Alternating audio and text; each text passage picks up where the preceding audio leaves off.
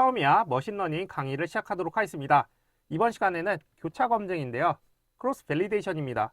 요거는 데이터의 여러 조각을 번갈아 가며 학습과 평가에 사용함으로써 모델이 새로운 데이터에서도 얼마나 잘 동작하는지를 더 안정적으로 확인할 수 있는 방법이 되겠습니다. 그래서 교차 검증은 사실 앞에 강의들에서 계속 언급을 했었어요. 그래서 약간 복습한다는 느낌으로 보시면 되겠습니다. 그래서 교차 검증에서 제일 많이 사용되는 게 K폴드입니다. K폴드는 데이터를 여러 번에 걸쳐서 나누어 사용하는 방식이 되겠습니다. 그래서 전체 데이터를 K개의 부분으로 나눈 뒤 각 부분을 한 번씩 검증용으로 사용하고 나머지를 학습용으로 사용하게 됩니다. 그래서 과정을 보면 데이터를 먼저 분할해요. 그래서 K개의 부분 집합인 폴드로 나눕니다. 그 다음에 반복 훈련 및 평가를 하는데 K번의 반복을 수행해요. 그래서 첫 번째 반복일 때는 첫 번째 폴드를 검증 데이터 셋, 나머지 K-1개 폴드를 훈련 데이터 세트로 활용합니다. 한마디로 얘기하면 K개로 나눠요. 그래서 K가 5라고 했을 때는 5등분 하는 거죠. 이랬을 때 이게 1번 그룹, 2번 그룹, 3번 그룹, 4번 그룹, 5번 그룹인데 그룹이란 말 대신에 폴드라는 말을 쓸게요.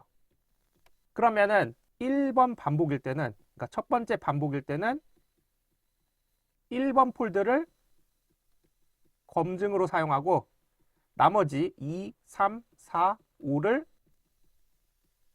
학습에 사용하는 거예요. 그러면 같은 원리로 두 번째 반복일 때는 2번 폴드를, 그리고 학습할 때는 1, 3, 4, 5번 폴드를 사용하는 거예요. 그러면 세 번째 반복일 때는 3번 폴드를 검증으로, 학습은 1, 2, 4, 5번 폴드를 사용하는 거죠.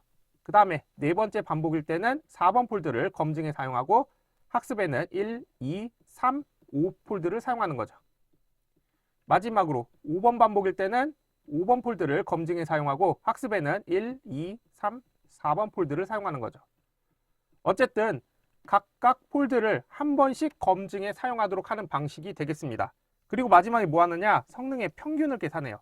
그래서 K번의 반복을 통해 얻은 K개의 성능 점수를 평균 내어서 모델의 최종 성능 지표로 삼게 됩니다. 자, 그러면 이렇게 K폴드를 이용하기 위해서 어떤 함수를 사용해야 되느냐?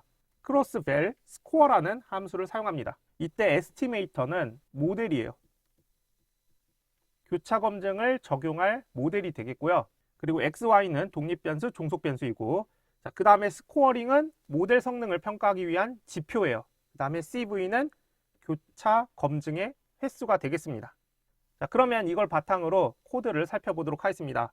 자, 먼저 아이리스 데이터셋을 사용할 건데요. 그래서 로드 아이리스 한 다음에 이거를 아이리스 변수에 넣어주고, 여기서 iris.data 요게 독립변수, 그리고 iris.target 요게 종속변수가 되겠습니다.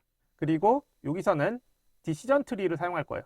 그래서 이 모델을 dt_clf라는 변수에 저장합니다. 그리고 나서 크로스 밸리데이션 스코어 요 함수를 이용해서 동작을 시킬 건데, 처음에 모델을 넣어주고 그 다음에 독립변수, 종속변수를 넣어줍니다. 그리고 여기에서 성능을 평가하기 위해서 accuracy라는 지표를 사용했고, 그리고 크로스 밸리데이션을 5로 지정해 줍니다. 그리고 나서 스코어에 대해서 출력을 하면 각 폴드별 정확도가 나오게 됩니다. 그래서 지금 K가 5였잖아요. 그러니까 크로스 밸리데이션이 5였으니까 첫 번째, 두 번째, 세 번째, 네 번째, 다섯 번째를 시도했을 때 값이 각각 나옵니다. 그리고 이거를 means, 평균 냈어요. 그래서 평균 정확도를 봤더니 0.95. 그리고 이걸 표준 편차로도 계산해 봤어요. 그래서 표준 편차로 계산했더니 0.0340 이렇게 나오는 것을 확인할 수가 있습니다. 그래서 K폴드를 안 썼다면 어떤 문제가 생기느냐? 만약에 이 케이스에 걸리게 되면 90%의 정확도밖에 안 나와요. 근데 요걸 선택했다라고 하면 100%의 정확도가 나오는 거죠. 그러면 요렇게 선택됐으면 과소적합이 되고 요렇게 선택됐으면 과대적합이 됐을 수도 있어요. 그렇기 때문에 이렇게 K폴드를 통해서 평균적으로는 한 95%의 정확도를 갖게 된다. 이런 거를 알 수가 있습니다. 그리고 이 결과를 통해 알 수 있는 거는 이렇게 테스트를 하게 되면 90%에서 100%까지의 어느 정도 성능의 변동이 있다는 것도 알 수가 있겠습니다. 자, 다음으로 트레인 테스트 스플릿과 교차 검증을 통한 모델 평가를 보도록 하겠습니다. 자, 여기에서 로드 브레스트 캔서 유방암 관련된 데이터를 로드하고요. 그 다음에 훈련 데이터랑 학습 데이터를 트레인 테스트 스플릿 함수를 이용해서 쪼갰어요. 네, 이건 앞에서 많이 사용했었죠.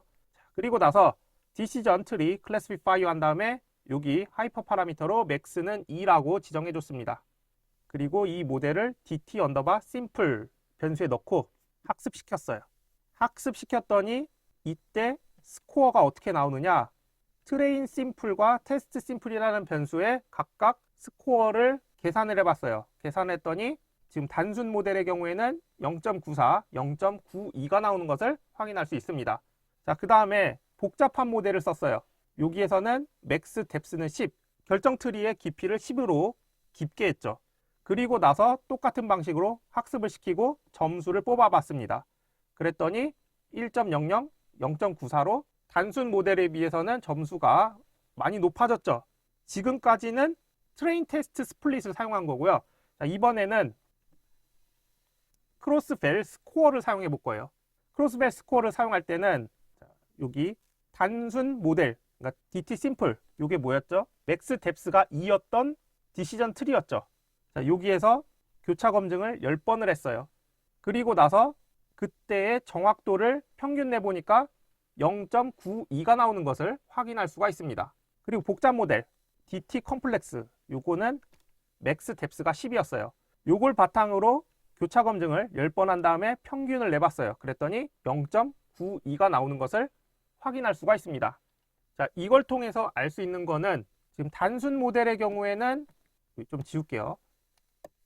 정확도가 얼추 비슷하죠. 근데 복잡한 모델에 대해서는 정확도가 꽤 차이가 많이 납니다.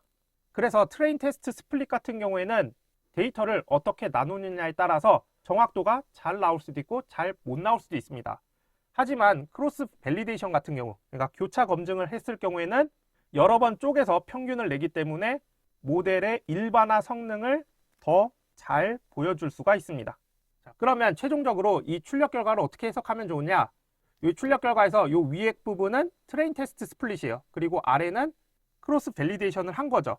그래서 봤더니 트레인 테스트 스플릿 같은 경우에는 크로스 밸리데이션에 비해서 좀 들쭉날쭉하죠.